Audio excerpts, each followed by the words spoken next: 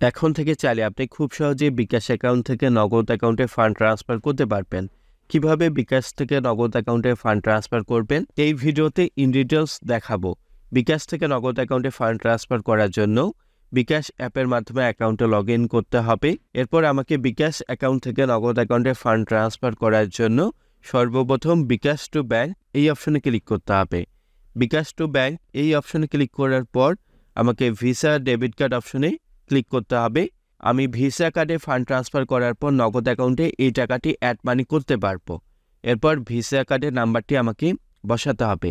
বাংলাদেশের যে domestic visa কার্ডগুলো রয়েছে দেশের মধ্যে সাপোর্ট করে দেশের ব্যাংকগুলোর, এই কার্ডটি বসিয়ে আমি এগিয়ে যান বাটনে ক্লিক করব।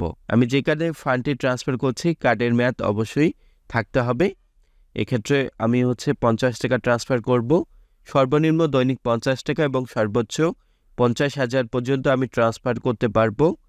এরপর অ্যারো চিহ্ন অপশনে ক্লিক করব।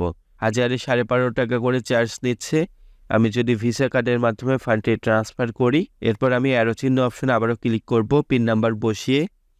এরপর আমি ফান্ডটি ট্রান্সফার করার জন্য বিকাশ আইকনে ট্যাপ অ্যান্ড হোল্ড করে প্রেস করব। আমি দেখতে পাচ্ছি আমার ভিসা কার্ডে কিন্তু সাকসেসফুলি ফান্ডটি ট্রান্সফার হয়েছে। এরপর আমার নগদ অ্যাকাউন্টে টাকাটি নিয়ে আসার জন্য আমাকে নগদ অ্যাপে প্রবেশ করতে হবে। আমি দেখতে পাচ্ছি আমার ভিসা কার্ডটি ইস্টার্ন ব্যাংকের সাথে কানেক্টেড। আমার ইস্টার্ন ব্যাংকে টাকাটি যুক্ত হয়েছে। নগদ অ্যাপে প্রবেশ করে অ্যাকাউন্টে লগ ইন করতে হবে। অ্যাকাউন্টে লগ ইন করার পর আমাকে অ্যাড মানি অপশনে ক্লিক করতে হবে। এরপর আমাকে কার্ড টু নগদ এই অপশনে ক্লিক করতে হচ্ছে।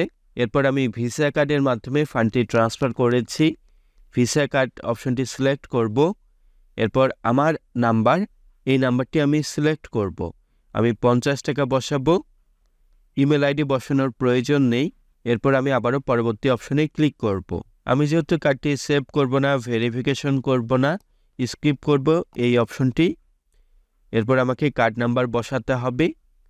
কার্ড নাম্বার বসানোর পর কার্ডের যে এক্সপায়ারি ডেট থাকে এটা বসানোর পর কার্ডের পিছন দিকে সিভিভি নাম্বার থাকে, এই নাম্বারটি আমাকে বসাতে হবে।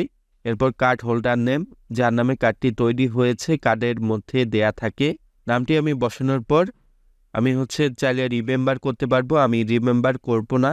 এরপর পে অপশনে ক্লিক করব। পে অপশনে ক্লিক করার পর আমাকে কিন্তু ইস্টার্ন ব্যাংক থেকে ভেরিফিকেশন করা হবে।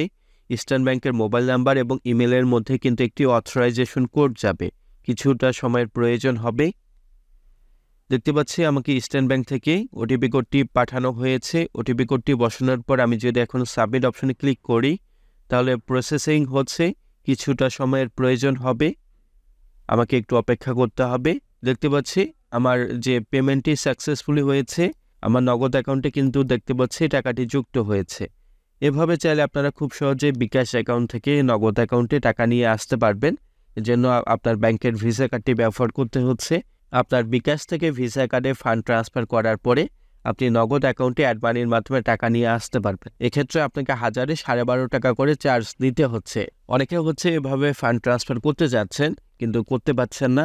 আপনারা চাইলে আপনার যদি কাউকে নগদ অ্যাকাউন্টে ফান্ড ট্রান্সফার করতে চান, আপনার বিকাশে টাকা রয়েছে, আপনার বিকাশ থেকে আপনার ভিসা কার্ডে ফান্ড ট্রান্সফার করার পরে আপনার যদি নগদ অ্যাকাউন্ট থাকে, নগদ অ্যাকাউন্টে প্রবেশ করার পর অ্যাড মানি অপশনে প্রবেশ করতে হবে। এরপর কার্ড টু নগদ অপশনে ক্লিক করার পর ভিসা অপশনটি ক্লিক করার পর আপনি যদি অন্য কাউকে টাকা পাঠাতে চাচ্ছেন তার নাম্বারটি বসাতে হবে। তার নগদ নাম্বারটি বসানোর পর নেক্সট অপশনে যে অ্যারো চিহ্ন অপশন রয়েছে এখানে ক্লিক করে কিন্তু তার নগদ অ্যাকাউন্টে ফান্ডটি ট্রান্সফার করতে পারবেন। আশা করি ভিডিওটি ভালো লাগবে। ভালো লাগলে লাইক দিবেন, শেয়ার করবেন। যারা নতুন দর্শক চ্যানেলটি সাবস্ক্রাইব করবেন। ধন্যবাদ।